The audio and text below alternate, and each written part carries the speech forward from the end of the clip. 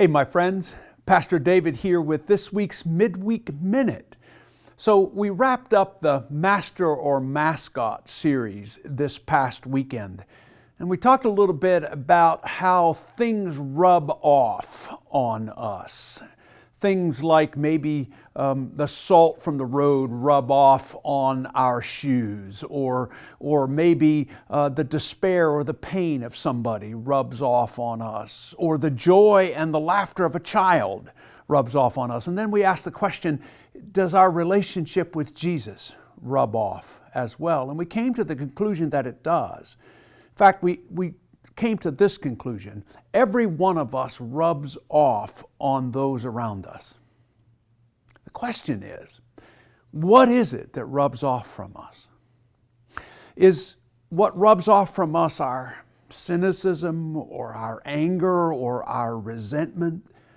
Or does what rubs off from us the love that we hold deep in our hearts for Jesus Christ? And it's kind of like peeling back the layers of an onion. The deeper you peel toward the core, sometimes the more the tears come, because the strongest part of an onion is the core of the onion. And that what happens outwardly, the layers of an onion are kind of mild expressions of what's at the core of that onion.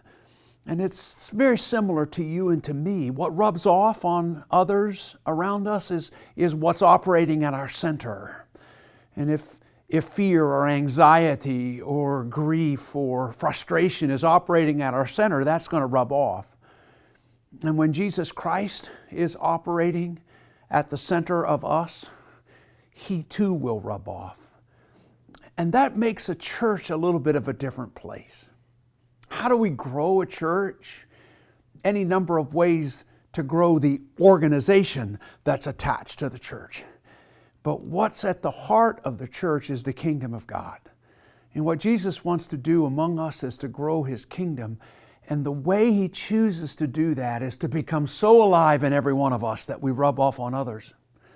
And other people want the Jesus that's alive in us. That's the kind of church that I believe Jesus calling us and leading us to be. I hope that you'll think a little bit this week about how it is that you're rubbing off on others. What is it that's rubbing off on people around you? Is it the love of Jesus Christ, or is it something else?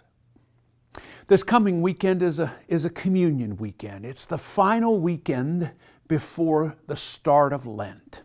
I hope that you can be with us as we gather around the Lord's table, either on Saturday evening at 6 o'clock, on Sunday morning at 10:30, or at our online campus at 10:30 on Sunday morning. Either way, I hope that you can join us as we gather again to worship this Jesus that has rubbed off on us in such a way that our lives are different. Until then, remember, keep looking up, and I'll see you later.